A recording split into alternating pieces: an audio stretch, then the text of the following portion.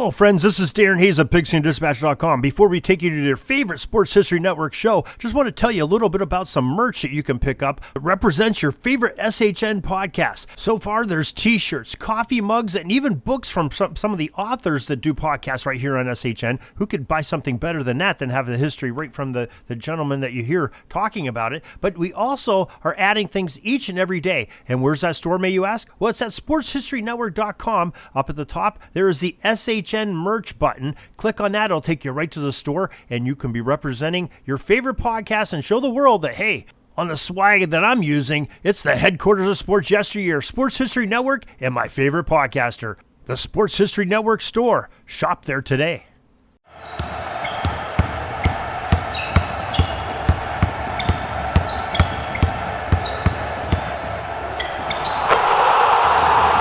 This is Basketball History 101 with Rick Loayza. Welcome back to Award-winning Basketball History 101, part of the Sports History Network. I am your host, Rick Loayza, and this is a podcast where we bring to life some of the forgotten stories from basketball history. We are bringing old school basketball to a new school audience, and today we bring you the story of Arnold "Red" Auerbach. And I have to be honest and say that this was a story that I had a hard time putting together. If you have listened to this podcast for any length of time, then you know that I have mentioned Red Auerbach many times. I mean, it is difficult to talk about basketball history, especially Boston Celtics history, and not talk about Auerbach.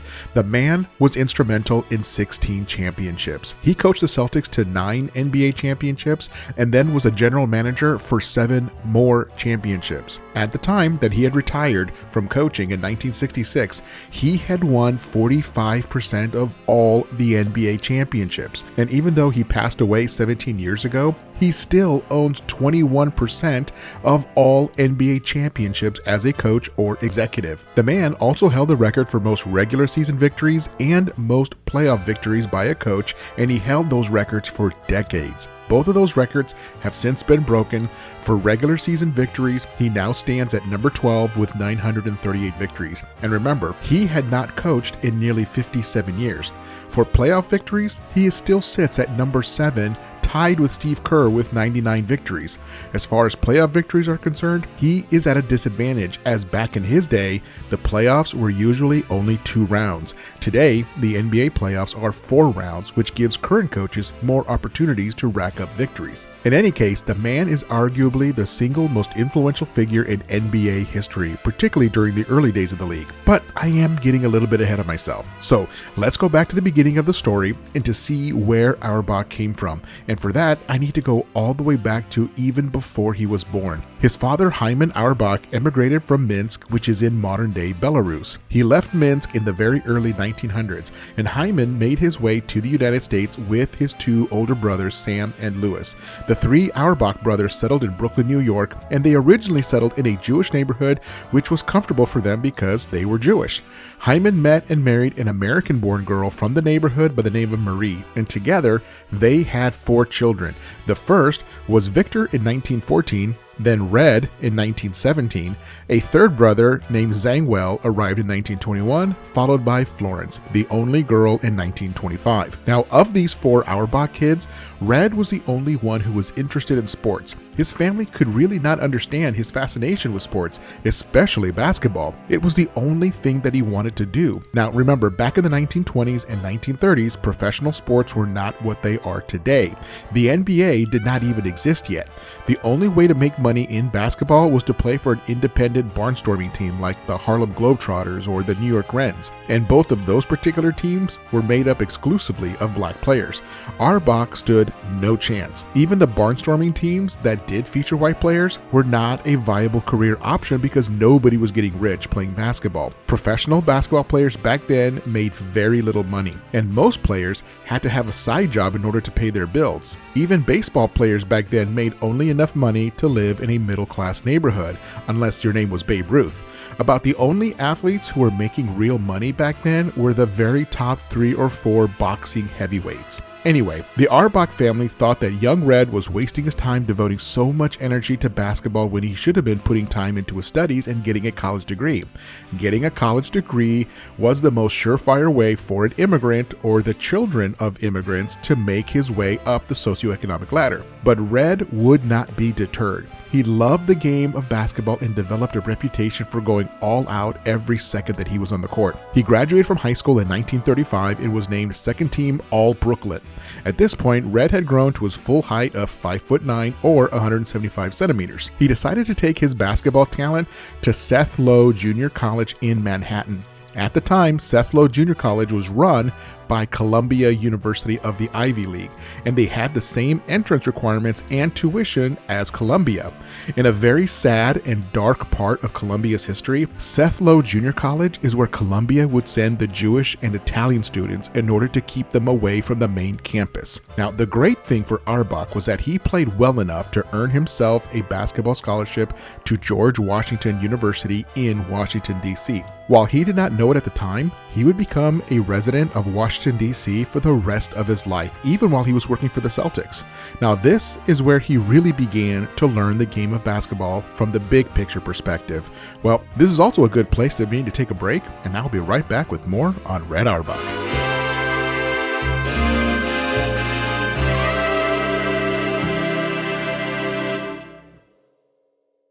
This podcast is part of the Sports History Network, your headquarters for the yesteryear of your favorite sport. You can learn more at sportshistorynetwork.com. At the Sports History Network, we're all about sports yesteryear, and so we're so pleased to introduce you to Row One, an online memorabilia gallery and shop that brings your sports history to life anywhere. The Row One gallery includes over 5,200 gorgeously reproduced prints of team posters, game program covers, game tickets, advertisements, and more in baseball, pro and college football, pro and college basketball, and more. And any gallery item may be printed in a variety of sizes on wood, metal, canvas, acrylic, or poster paper. And in Row One shop, check out the thousands more of unique items with the retro and historical designs dating back to 1876, including t-shirts, long sleeve shirts, phone cases, mugs, blankets, pillows, towels, and even shower curtains. Go to sportshistorynetwork.com, ROW1, for access to the full Row One catalog and for gallery prints and gift items, plus get a 15% discount off all prints on the Row One Pictorum Gallery with coupon code SHN15. Follow the link on the show notes.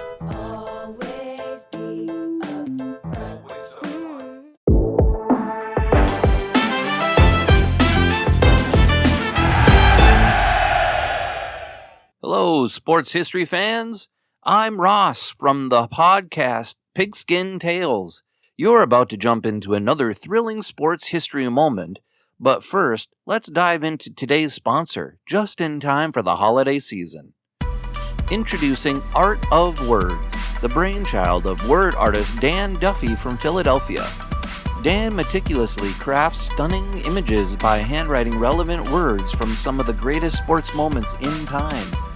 These unique budget-friendly illustrations are the perfect gift, sparking cherished memories and capturing hearts.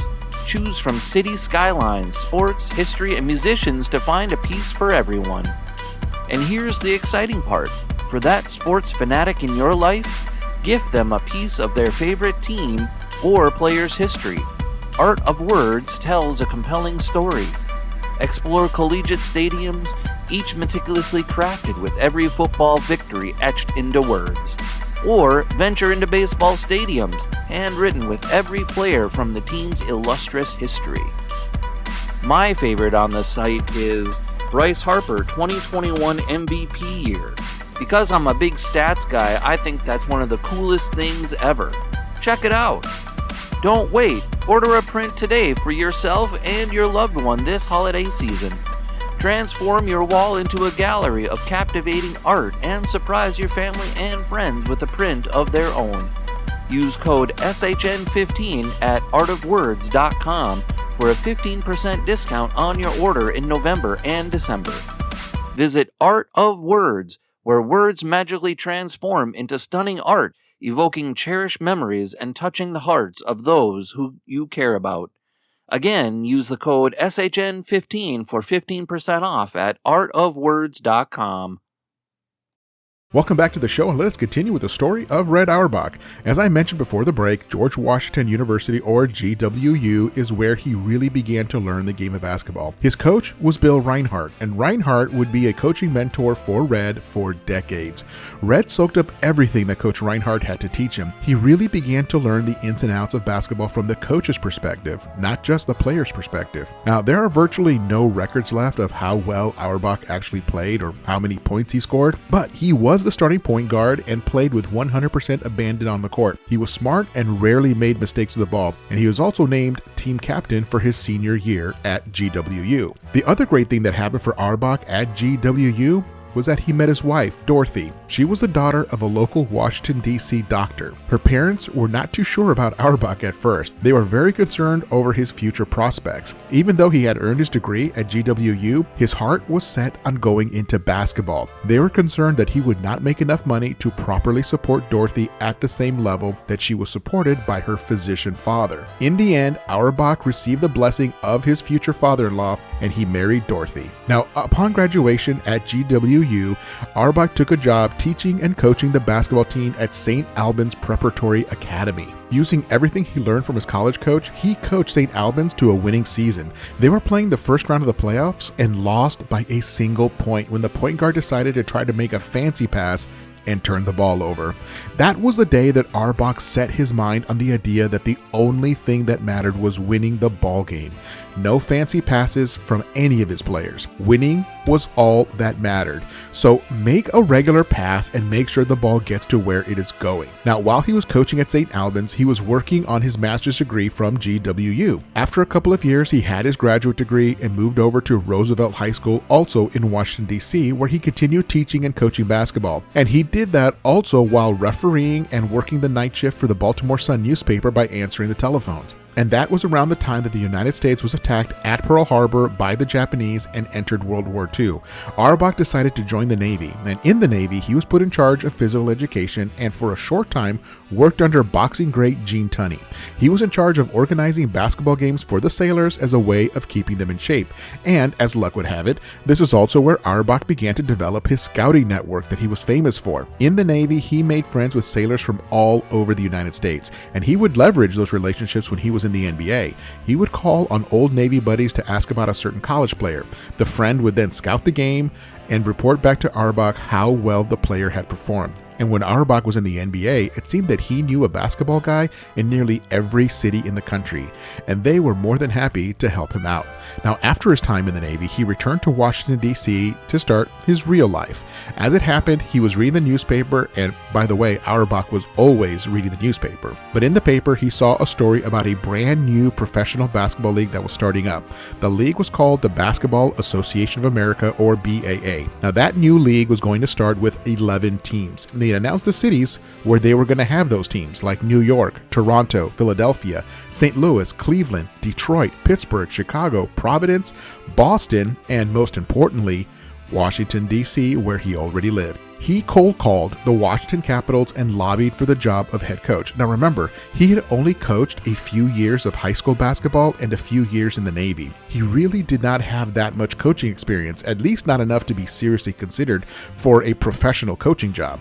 But the owners did not know that much about basketball, and Auerbach had a way of presenting himself and his ideas really well. And he had very strong ideas of how to put together a basketball team that would win. He also wanted the job with one condition, that he have final say on all player personnel matters. That meant that he wanted no interference from ownership on whom he drafted, signed, or traded. He decided that he could not adequately coach a team unless he was the total boss of the team. Now somehow, he actually got the job, and Red Auerbach was one of the original 11 head coaches in the BAA for the 1946-1947 season. Now, by the way, the BAA is today known as the NBA.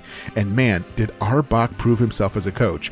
Back in that very first season, the BAA had a 60-game schedule, and Auerbach coached the Capitals to a record of 49 wins and 11 losses. That would be like winning 67 games in the current 82-game NBA schedule. The 49 wins that the Capitals secured was a full 10 games better than the second best team in the league, the Chicago Stags, who somehow played 61 games but finished with a record of 39-22.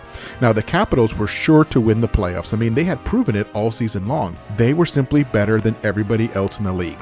However, they somehow lost the semifinals 4-2 against those same Chicago Stags. It was an embarrassing finish for Auerbach.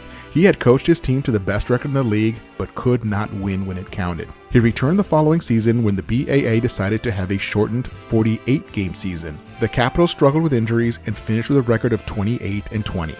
Now, because they had tied the Chicago Stags in the standings, they had to play a 1-game playoff for the final spot in the playoffs. Washington lost the game 74-70. It was another disappointing ending to a season. Auerbach was personally frustrated. He knew he could coach, and he knew that he had good talent on his team, but somehow his team could not win in the playoffs. In his third and final season with the Washington Capitals, he coached them to the best record in the Eastern Division with a record of 38-22, with the BAA returning to a 60-game schedule. Now this time, his team made it all the way to the finals. However, the Capitals ran into a team that had just joined the league that year after jumping over from a different professional league. That team was the Minneapolis Lakers, and they featured Hall of Fame front court of George Mikan, Vern Mikkelsen, and Jim Pollard. The Capitals were no match for the Lakers, who had won the championship 4-2. It was here that the Capitals ownership began to lose confidence in Red Auerbach, and they fired him. He was out of a job and trying to figure out where to go next. Now, the word had gotten out that he was a great coach. I mean, he proved it in 3 seasons of coaching in the BAA. Any team would be lucky to have him. But the hard part was finding a team that had an opening at the head coaching position. And it was a time to leverage his network of Navy guys who could help him find a team that needed a head coach. And I'll share where he landed in our next episode. So that is it for part 1 of the Red Auerbach story. Join us next week when we share where he landed after getting fired by the Capitals. And it wasn't the Celtics. He coached elsewhere before finally landing in Boston. Now that's next time on Basketball History 101, part of the Sports History Network, the headquarters of Sports Yesteryear. SportsHistoryNetwork.com to find out more about this and other sports history podcasts. If you like what you hear, please hit that subscribe button wherever you get your podcast, and check out our page on Facebook. It's called Basketball History 101 Podcast. There you will find shorter historical posts as well as comments and discussion starters on today's game.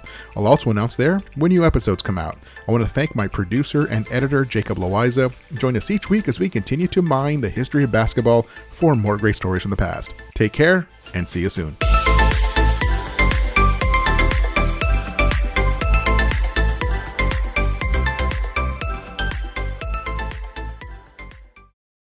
Hey there, sports history fan. This is Arnie Chapman, aka the Football History Dude, and I wanted to thank you for stopping by to listen to another episode here on the Sports History Network. Our podcasters are passionate about uncovering and sharing sports stories from yesteryear. And if you didn't know it already, we have over 30 shows across the network covering all sorts of sports history topics. In fact, here's a glimpse into one of our awesome podcasts here on the network. This is Mark Mortier, and if you're a sports history fan like me, tune in and hear me talk about some great sports moments of the past. Growing up during the 1970s, I got to watch some of the most iconic moments in sports history. Hank Aaron breaking Babe Ruth's home run record. Willis Reed limping out of the locker room in Game 7 of the NBA Finals at Madison Square Garden as the fans erupted with a thunderous ovation. The 1980 Miracle on Ice as Team USA defeated the powerful Soviet Union in the Olympics. Listen every Tuesday on Yesterday's Sports. How about that? I bet you're super hyped to go listen to that new podcast, right? Well, to learn about this show and all the other podcasts on the network, head over to sportshistorynetwork.com/podcast. Again, that's sportshistorynetwork.com/podcast. Head over there today to find your next favorite sports history podcast.